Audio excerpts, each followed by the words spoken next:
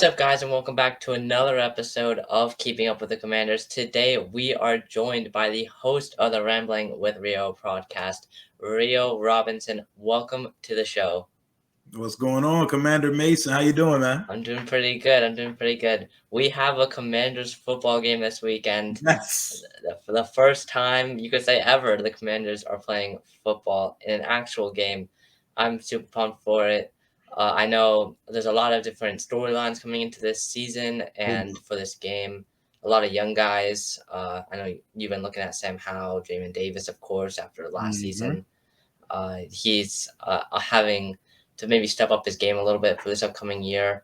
But first, before we get into this game and what our expectations for the players, we got to talk a little bit about this last offseason because it was a crazy offseason, just to say the least.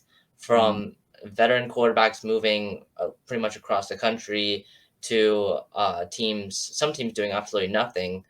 I would say we were kind of in the middle. We got a new veteran quarterback. But besides that, we didn't really sign any, you could say, big-time free agent. We went bargain shopping. Yeah, we went bargain shopping. We only got, I would say, one starter, and that was Andrew Norwell. Trey Turner should start as well, but Yeah. I mean, we didn't go out. The big splash was the quarterback, and they made a big, heavy emphasis. Every time you saw Ron Rivera or Martin Mayhew from January through the trade happening, they were telling you, we want a quarterback, we need a quarterback. The report came out, we called every team in the league gauging their quarterback situation. So the big plan and the big splash was always going to be signal caller. After that, let things come to them, sign players they're comfortable with. That just seems like the mantra and the way Ron and company get down since they've came to Washington.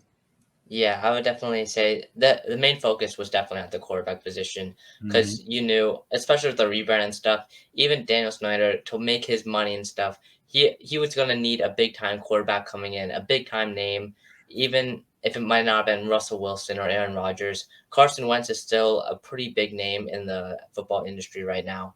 And I think very polarizing. Yeah, he's a lot talked about right now for multiple reasons. But it's going to be something fun to watch. I know we didn't make a big-time splash in terms of a free agent, but if you could sign any free agent that was available this offseason and just have them automatically be on to the Commanders, who would you choose? I would have probably chose a linebacker. What's his name? The sign with the Jaguar. Afoye Oluokun. Yeah, I think he would have been a perfect signing for us. But we didn't upgrade it. Apparently, we believe in the young linebackers that we have because we didn't aggressively pursue it in the draft or free agency. And it would have been a linebacker of some sorts. There were splashy names we could have went after. I didn't see us doing it, throwing money at a receiver or a corner 2 years in a row. But my main thing was, I really thought, there was for a second, I really thought we were going to acquire Russell Wilson. I was convinced. Yeah. I had myself convinced Russell Wilson was coming home. He's a Richmond native. Yeah. I was convinced, but I'm cool with Carson, and I would have went the linebacker route. Afoye Oluokun would have been my answer to this specific question. Yeah, I'd say definitely him. But if they wanted to go bargain shopping, I know a big name that came up, especially since he didn't sign, I believe, in the first week or so when free agency opened. Kaiser White, the linebacker from the Chargers. I believe. Yeah, he was a big name that we could have signed. I know he went to the division rival, who I felt like got a ton of free agents and just got everyone this last offseason. They bought everyone. The Eagles, they win. Dream team. They broke the bank. They broke the bank for sure. I would probably choose. I know this might be a little bit controversial, but I would have chose Jameis Winston. I mean, it's a little bit controversial because we didn't. This would require, of course, not trading for Carson Wentz. I don't think we would have had a chance to, though, because I don't think New Orleans was going to let him out of there. They let him test his market, but they weren't going to let him out of there. They were sitting at 6-2 under Jameis last year. He was sitting at a 14-3 touchdown to interception ratio. I'm not sure we would have got a crack at Jameis. Yeah, it might have been a little bit tricky, but I would wanted to see a bigger push for Winston. I felt like because I feel he's one of the most underrated quarterbacks in the NFL right now. Indeed. That's not you could say top 10, but he's still. I think he is a viable starter, and he was the #1 overall pick in his draft for a pretty big reason. Even So, that year, he threw 30 interceptions. mhm. People like to forget he had 30 plus touchdowns and Yeah. 5,000 yards that year. We have not, in our lifetime, me and you, we've Yeah. never watched a quarterback throw for 5,000. We've never watched a quarterback throw for 30 touchdowns, because the last time it happened was 1967, Sonny Jurgensen. So Mhm. to scoff at those numbers, it's very interesting when fans do that. Yeah, it was. I think a lot of people looked at the negative for Winston, but they didn't really look at the positive and the arm talent that he had. I know. I believe last season he burned us in that game. The That Hail hail mary, Mary. the hail mary right before the end of the half. That broke my heart a little bit, but I had to take a walk. but yeah, that I mean, I would love to see him in burgundy and gold. I So love that guy. yeah, that would have been my pick. All right, now that we got the offseason done, I want to talk a little bit about the upcoming game on Saturday against the Carolina Panthers. When I first look at this game, the first thing I think of is Ron Rivera and his history with the Carolina Panthers, of course, in his third season. It's been a lot talked about in his third season with Carolina. He took them to the playoffs. Can he do the same with the Commanders? That's been a big question for this upcoming season. And I how do you feel about us signing just a bunch of kind of depth pieces that were former Panthers this last offseason? It doesn't bother me as much as it bothers other people, because when you look league wide, that's a trend. That's how the league operates. And like, when people get a job somewhere, they hire people they know. They hire people they trust. They hire people they have history with. It's a common thing. Sure, at times it can seem like, okay, every person that we bring in the front office or on the roster somehow has a connection to Charlotte, North Carolina, but as long as they're the right guys and they mesh well what we have here, like I believe Trey Turner and Andrew Norwell do, like Yeah. I'm cool with it. Maybe some of the Yeah. staff hirings were not correct, as we've Mhm. seen Mills got canned this week, but Yeah. it doesn't bother me as much. But the Washington Commanders thing, it's a very funny thing to talk about. Yeah. I think I completely agree with you. It is something interesting that's happened. I would say I feel more for us than for other teams, but we are seeing the connections when the Mhm. Raiders trade for Devontae Adams, player wise. When the Raiders traded for Devontae Adams, they connected the college guys of Derek Carr and Adams, and we're seeing it across the league where coaches are hiring their former assistants, bringing them to different teams. And then, well, for the Broncos, there's a lot of big rumors when Nathaniel Hackett went to Denver. There was a big thing about them trading for Aaron Rodgers. So it's really happening around the league, and I think some people are definitely over exaggerating us signing just a bunch of former Panthers. Okay, yeah, man, I'm cool with it, man. Like, Mhm. I'm just mad that we dropped the ball on getting joint practices with the Panthers Yeah. this week, because that would have been an awesome thing. I don't know if Mhm. you've ever been out to any of the joint practices we've ever had, but watching Tom Brady and the Patriots up close back in Yeah. 2014, that was one of my coolest but also most obnoxious experiences ever. It showed you how far we were away from being a sure thing when you watch how Mhm. professional and how easy Brady made it look compared to RG3. But yeah, man, I wish we would have done joint practices with the Panthers. Yeah, this is my first year actually going to training camps, Okay. and so I've had a lot of fun. I mean, I've seen you, I've seen other guys like Pedro too, also Mhm. there. It's been a lot of fun watching the players and really seeing how they've progressed over the last few weeks there. Oh yeah. So I've always wanted to see joint practice. I know speaking of the Tom Brady, I guess the Dolphins and the Buccaneers, they're having a joint practice right now in Miami, I believe. Mhm. So there's been a lot around the league. I feel majority of the teams like to do joint practices, and I do think it was kind of weird that we didn't want to do a joint practice this year, because I was actually looking forward to one, seeing how we compared, like you said, to other teams around the NFL. Oh yeah. Oh yeah. It's time though, man. Preseason football in full swing. Yeah. It is time. And speaking of this game, I kind of want to do this like draft thing. We're gonna alternate. I'm gonna start with you, choosing three players each of who we are most excited to see and our expectations for that player for this upcoming game on Saturday. I mean, I can start. It's more than one person. I'm gonna just lump this group together. Okay. The quarterbacks. I want to see the first and the third string quarterback. I want to watch Carson Wentz Go out there, get some live game reps. But I am so excited to see the Sam Howell show. Yeah. The preseason is pretty much his oyster. Like, it's his time to show what he has. And he gets a good temperature check because he gets to play against Matt Corral. Matt Corral went 50 picks before him in the third round when they were like projected to be both first, second round pick, day 1, day 2 picks. So let's see how the progression looks against another guy in the same position as him with a starter looking to save his career ahead of them. How are they going to take advantage of what the preseason looks like? So Sam Howell / Wentz is my first answer. All right, yeah. I'm actually known as the Howell hater. I was very low on Sam Howell coming into this draft. I wasn't that fond of the pick of choosing him in the 5th round. I do like the value of getting him in the later rounds because I don't think any of these quarterbacks deserves to be taken in the 1st round, and that might be a hot take to some people, but I just don't think any of these quarterbacks would. The one that might work out is Malik Willis, and we saw it on Thursday night.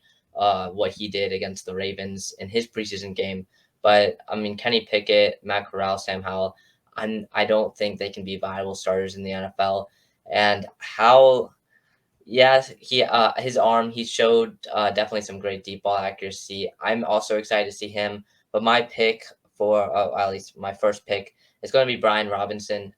There's been a lot of talk about him being that first string guy and taking a lot of first string reps in practices. And with Antonio Gibson having his fumbling issue last season, fumbling 6 times, it's going to be interesting to see when we get into the red zone up to that goal line, who's going to be our guy. It used to be Antonio Gibson. Will it now be Brian Robinson?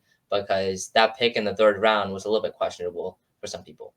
I loved it. I knew I was one of the people beating the drum all offseason that we need to take a back in the first 3 rounds. We need to take a back in the first 3 rounds. We need to take a back in the first 3 rounds. I love Antonio Gibson, but he needs to be spelled. I don't think he's built for full-time feature back 20+ carries a game. I don't think that's his game. Yeah. We need somebody to come in and handle a short yardage situation. But Brian Robinson, he can catch and he has some wiggle to him and can make moves in the open field. So don't start putting the ball on the ground, AG. Don't do it, man. Yeah.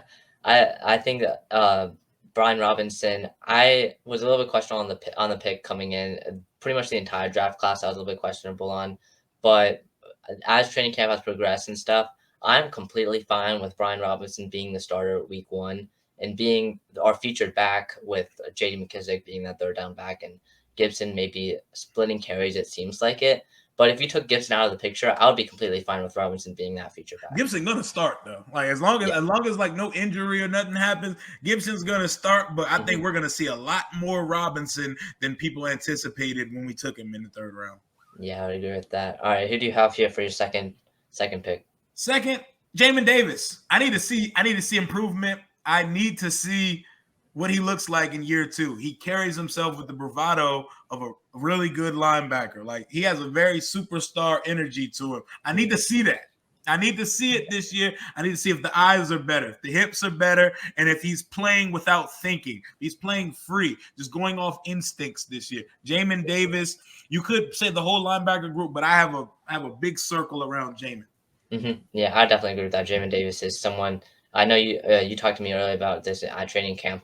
You said you wanted to see him play at least a half, and I agree with that. I would even say maybe even a little bit more. I've come to realize I kind of forget how long a football game is, and then when the preseason comes, you really find out how much time you have to evaluate players in a game. And I'd love to see Jamin Davis play at least a half, maybe even 3 quarters, because I want to see a lot more of him here in this preseason. Because if we're not going to sign, I know we signed veteran linebackers like Nate Gary and the other guy from the USFL, I forgot, but if we're not going to sign the veteran linebackers that we're thinking of, then Jamin Davis has to improve, and he has to become a solid starter. Come week 1, I'll definitely say. All right, my pick here. I'm gonna go with the 1st round pick, Jahan Dodson. We've seen the hands that he has had throughout the camp. He has come as advertised, I would say, and I would like to see probably about a quarter of him I know people might want to see more, but I think he I truly do is not. something special. He's a starter. I don't need to see him for more than Yeah, whenever Wentz comes out the game and yeah, Terry, take him out too. Get yep. him out. Yeah, I don't want to have him injured or anything like that. Same with Curtis Samuel. Samuel has looked pretty good, especially last week, I would say, when he had actually practiced. He looked pretty good. He had some nice catches. Mm-hmm. I think Scott Abraham had some videos on it. But yeah, I mean, when they come out, I want Dawson to come out too because I know with the other round pick like Jamin Davis, we want him to play longer. But in this case with Dawson, please take him out after like 2 drives, 3 drives. That's it for me. Mm-hmm. I agree, man. He looks every bit as advertised on draft night. I was upset with the pick because Yep. I was fixated on getting one of the Ohio State receivers of Jameson Williams, but I've ate my crow, and Mhm. he is an adamant professional. He looks and sounds like a carbon copy of Terry McLaurin coming out, but with better hands. So I'm Mhm. excited to see that boy get out there and get after it, man. Yeah, I'm excited too, and I agree with you. Coming into the draft, I was hoping so much that Kyle Hamilton fell to us at 11 because I would like a really solid guy in that secondary. And at the time, I just didn't really feel that confident in the safety group as I do now. Mm-hmm. But I mean, I thought Kyle Hamilton as well was also a generational guy, and I believe that he was the best player in that draft class. But He after already we making plays. He forced a fumble last night. Yeah, well, he got a fumble recovery, I think, He but fumble recovery, yeah. yeah, but he's also had some moments, especially in coverage, that have been a little bit questionable It's in practice. Ravens camp. It's early and it's practice. Mhm, Those people blow up training camp clips. yeah, Like Trevon Diggs is getting burnt in practice. Trevon Diggs is still going to go out and catch picks this year. He's mhm, not a lockdown corner anyway. But yeah, people take too much of these practice clips. Wentz throws 3 straight incompletions. Oh my God, he's the worst quarterback ever. Like, yeah. relax, guys. It's just practice. I agree with that, especially with the Wentz stuff. There's a lot of the national reporters that I feel come to Commanders camp for a day or two in the week. They don't really stay that long, and then they see one bad day from Wentz, and they think that's just how it is the other days too. But Mhm. especially last Saturday night at the FedEx Field event, Wentz started off struggling a little bit, but he came back, especially in the 7-on-7s and 11-on-11s. Sharp. It looked like he was so good. He Yeah, was like that. lights out. He Yeah, closed out each session phenomenally. Hit the yeah, money balls in each one. exactly. And the accuracy that he has shown, like I know there's been some bad moments, but the good has been really good, and one of the best that we've seen probably since I don't even know in a long time. I would Yeah, say for as sure. Like a since Commanders Kirk, this is fan. the best quarterback we have since Kirk, and he has higher Mhm. upside. Kirk's more Yeah. consistent than Carson, Mhm. obviously, because Kirk produces on the same clip every year. But Carson's highs are higher than Kirk. It's just Yeah. his lows are lower. That's the Mhm. thing. It's a full experience roller coaster ride. But I trust and believe in 11 Carson Wentz, and I think he's going to ball out. And he's going to put up numbers that we haven't seen here Yeah. possibly ever. So Yeah. I'm excited to see us get going. All right. Yeah. I think we're on your pick. I think did you already go for On for round my three? last guy, Yeah. Last guy. I'll say the safety group has looked really good in camp so far. Bobby McCain's having a great camp. He's Oh having yeah. a really good camp. Mhm. My other answer would be Cole Turner, but we're not going to see Cole Turner because he's Yeah. nursing a hamstring right now. He's been my favorite player to watch at camp so far. So I guess with my third pick, I'm watching Derek Forrest. I Yeah. want to know what Derek Forrest is in the safety room. Him and Percy Butler, they're kind of interchanging and switching in and out, seeing who's going to play the Buffalo nickel / free safety role here next to Bobby McCain and Cam Curl. Mhm. And Derek Forrest was a guy who I took to be like new DeShazer Everett, meaning emergency safety, primary special teams guy. Is he going to be an actual asset and part of the defense, or is he just going to be that special teams guy? I'm watching Derek Forrest, Defo, very closely tomorrow. Yeah, I'd agree with that too. The safeties have done it really great. I believe on practice Thursday, I want to say, or no, it was on Wednesday. Bobby McCain came up with a diving interception. I know they were on the backfield that day. I was there, but I didn't see it. But it was an incredible interception. I think the Commanders posted it on their Twitter or Oh whatever. yeah, I But love it. yeah, it was an incredible pick. My last pick, I'm gonna go with a similar guy in terms of a backup, but James Smith Williams, and I'm actually gonna add Casey Hill in here as well because we Having a good know, camp. He's yeah, balling. we know Chase Young is not going to be ready week 1. And my prediction from him, he's not going to be ready until like week 4, week 5, I would say. So guys like Jameson Williams, guys like Casey Tuhill, they're going to have to step up into that starter role. And basically, we know that they're not going to play at the Chase level. I would be surprised if they do. But I want to see like a solid starter, maybe a little bit below that because we know they're a backup. But I'd like to see a solid player at that position that can really do some damage or just be enough to hold until Chase gets back. Hell yeah, man. I'm excited to see that group, man. Tuhill's been getting after it in camp. That guy has a much higher motor than I originally thought he did. He's having a great camp, and like him and F.A. Abada, they're gonna have to hold, and James Smith Williams, they're gonna have to hold it down until Chase is ready, because based on what I've seen, Chase is gonna miss a little bit of time. Yeah, I think he is going to miss a little bit more. Okay, last thing here. I know this is a Commanders podcast, but I want to talk a little bit about this since it is a interesting week for the Washington Nationals in terms of who they're playing and who's coming back to Washington. Of course, a week and a half, 2 weeks ago, I believe, was the MLB trade deadline. Of course, Juan Soto got traded. We were at Commanders training camp when it happened. That was a moment, but yeah, demoralizing. yeah, but he traded and now he's coming back. The Padres have played the Nationals. I believe it's 3 games: Friday night, Saturday night, Sunday night, at Nationals Park. What are your thoughts on Juan Soto coming back? I hope he crushes 4 bombs this weekend in that Park. I hope he comes home and says, y'all didn't want this. Y'all didn't want to do whatever it took for this, man. Oh, it's demoralizing. The Nationals, the learners, man, they just don't they don't care or believe in superstars in DC. We won a World Series and they say, you know what? Our job here is done. We don't need this anymore. Send us a bunch of questionable prospects and picks, and we don't need superstars here. Man, I hope Juan Soto comes and blasts a few homers this weekend. Yeah. I don't even want to watch the Nationals right now. I might watch them this weekend just because Soto's coming to town. Yeah, it's a pain to be a Nationals fan right now. And him coming back just a week after the deadline is even more of a pain too, because it's going to be interesting. Juan Soto, of course, wanting more money. We offered him $450 million over the course of 15 years. He denied it. Then he got traded to the San Diego Padres. I have a Padres finger right there. I'm not a Padres fan. Just want to point that out, but I just collect fingers, and so I have a Padres one right there when I went to San Diego. Hey, go ahead and get you a Soto jersey, man. Go ahead and get you a Padres. I might be on the Padres bandwagon this fall because I hope the best for that guy. I love that guy.